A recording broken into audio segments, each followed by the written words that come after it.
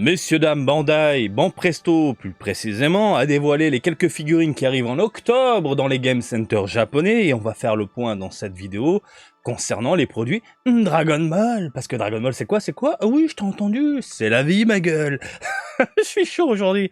Ouais, il y a quelques produits intéressants, je pense, pour les collectionneurs qui ont loupé, j'ai envie de vous dire, certaines figurines il y a très longtemps de cela.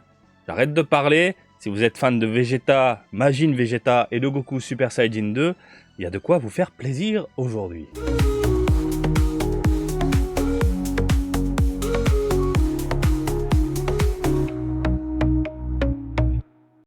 Un gros plan ma gueule. On va commencer avec cette figurine qui, avouons-le, ne me titille absolument pas. Surtout qu'on a eu une très très belle Yamcha il y a peu en Ichiban Kuji, qui est vraiment sublime. Hein. Là on est sur une History Box. Et pour ceux qui ne savent pas, cette gamme-là, c'est une espèce de gamme diorama gachapon de luxe. Je le vois vraiment comme ça. Donc c'est tout petit.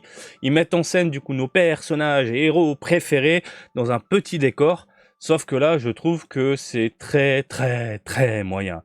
Je sais pas pourquoi ils mettent en avant Yamcha en ce moment. Il y a beaucoup de Yamcha un peu partout du côté de Dragon Ball. Donc c'est assez étrange. Mais en attendant, bah, écoutez, on a notre cher guerrier, j'ai envie de te dire, avec plume, dans un décor légèrement désertique. Et on est sur du simpliste total. Hein. Il n'y a pas de prise de tête. Hein. C'est de la modélisation très sommaire. Très sommaire.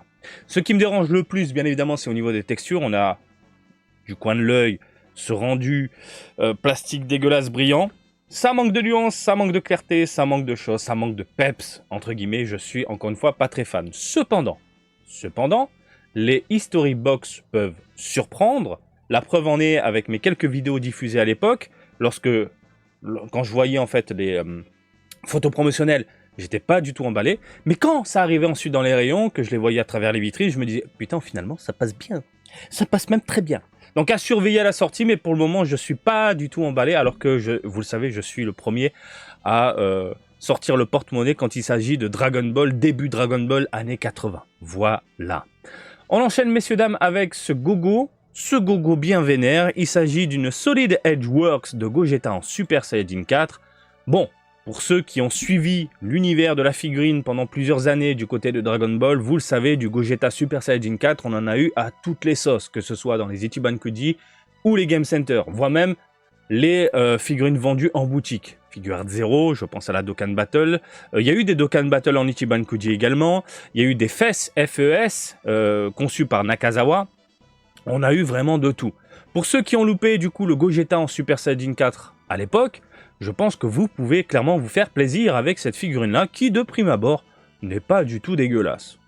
Ce que j'entends, ce que je veux dire par là, c'est que la modélisation n'est pas mauvaise. Je pense que certains peuvent légèrement grincer des dents au niveau des cheveux, parce que ça peut manquer un petit peu de volume à l'arrière, mais il faudrait qu'on ait d'autres clichés pour voir comment c'est représenté justement au niveau de la nuque, etc. Mais de face, oui, ça peut manquer un peu de volume, on est d'accord.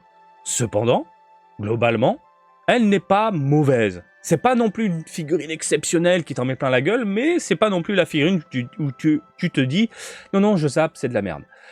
Donc c'est propre, c'est propre. Par contre, sur cette image-là, ça manque de nuances, ça manque de teinte, ça manque de peps. Voilà, on est sur des couleurs neutres, c'est un poil dommage. Voilà.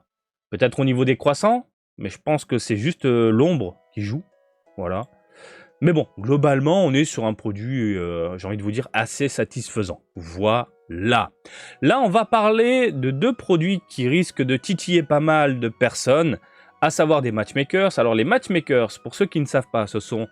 en fait, c'est une gamme. Ils te sortent à chaque fois deux figurines que tu peux mettre en scène, tout simplement, face à face. Une espèce de mini-diorama, comme par exemple, on a eu il n'y a pas très longtemps couleur, forme finale face à Goku Super Saiyajin, où là, actuellement, ils sont en train de représenter l'illustration de Toriyama avec les différents Majin Buu sous diverses facettes, avec Gotenks Super Saiyajin 3, Goku Super Saiyajin 3 et Gohan Ultimate.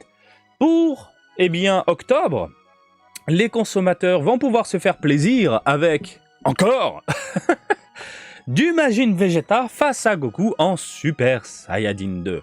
On va parler d'abord des produits et je vais faire un point sur ce qui est déjà sorti à l'époque. Donc là, le Vegeta, il est quand même assez buff, je trouve, en termes de modélisation. Là, il rentre dans le tas. Alors, certains diront, il a une corpulence, des proportions un peu étranges. On dirait qu'il est tassé, mais en même temps, il est en train d'envoyer un coup de pied légèrement tordu. Bon, on va dire... Enfin, pour moi, je veux dire, ça va. C'est pas trop dérangeant. Encore une fois, il faudrait voir d'autres clichés des figurines. Ensuite, ce que j'aime beaucoup, globalement, la modélisation n'est pas mauvaise. Je la trouve sympathique.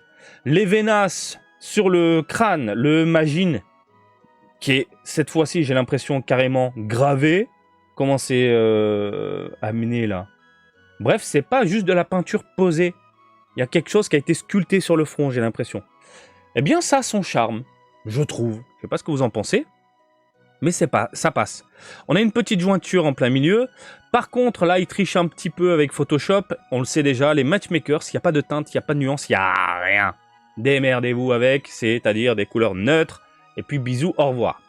Là, ils nous ont ajouté des petits éclairs autour du personnage, légèrement translucides. Bon, le tout mis en scène. On a un Vegeta énervé qui rentre dans le tas avec les dents serrées. Voilà, ça reste propre. Ça reste propre. Bien évidemment, on a le Goku en face, en Super Saiyajin 2, avec un regard assez percutant. Hein? Par contre, il a un avant-bras, mon gars. Il est colosse, son avant-bras. Il est vraiment très très énervé. Hein. Il y a de la vénasse et tout. Alors moi, j'aime bien. Dès qu'il y a de la vénasse, je suis très très content. Par contre, je suis pas spécialement emballé par la modélisation des mains.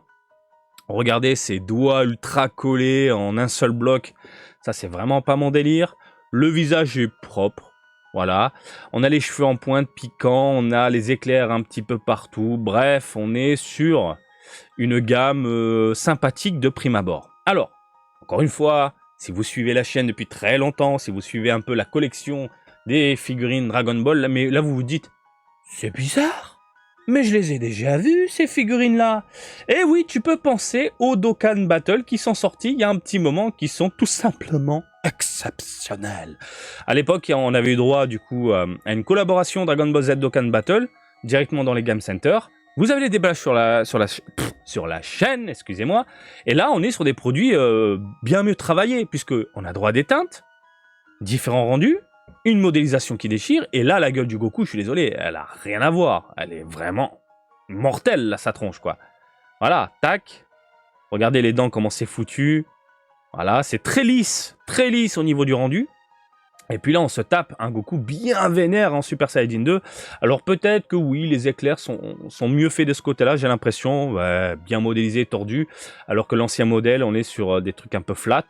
Mais j'ai envie de vous dire, on s'en bat les steaks, je préfère largement cette figurine-là. Donc ces figurines-là sont difficilement trouvables aujourd'hui, malheureusement. Donc ça, on va dire, tu peux te contenter de ça, voilà, pour les personnes qui ont loupé. Du coup, les anciens produits, il y a bien évidemment Vegeta, et là, Vegeta, mais c'est une branlette ultime. Il est beau. Elle est magnifique. Ça, c'est un ancien produit, hein, si t'as pas suivi. C'est pas ce qui va sortir. Hein. Ce qui va sortir, c'est surtout ça. Bim, voilà. Là, il est assez buff, hein, c'est correct, hein, globalement. Mais, bon sang, je suis plutôt fan, moi, vraiment, des Dokkan Battle. Hein. Les Dokkan Battle, c'est vraiment très, très beau. Pour rappel également, il y a eu des matchmakers à l'époque, ici en 2022, de Majin Vegeta, voilà, plutôt bien foutu, et de Goku Super Saiyajin 2. J'ai l'impression qu'ils ont repris à peu près le même moule pour la gueule concernant Goku. Ouais, les cheveux c'est quasi identique. Ils ont juste modifié les yeux. Et j'ai l'impression au final c'est quasiment le même moule, non? Non, c'est pas le même. Il n'y a pas la déchirure au niveau du t-shirt bleu. Alors que là, on l'a. Enfin, je sais pas.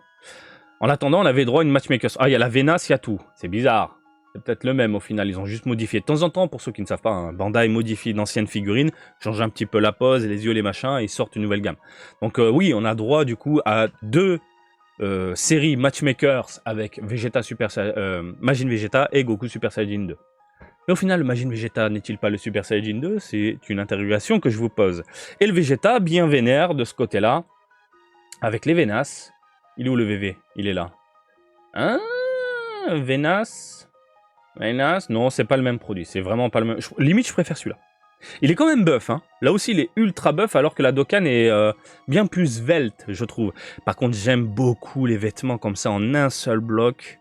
Voilà, sans la jointure en plein milieu. Alors oui, je sais que certaines illustrations en plein milieu, c'est comme s'il avait l'espèce de haut, enfin son haut qui est rentré dans le pantalon. Mais bon, moi j'aime bien quand c'est comme ça, bien lisse, bien beau.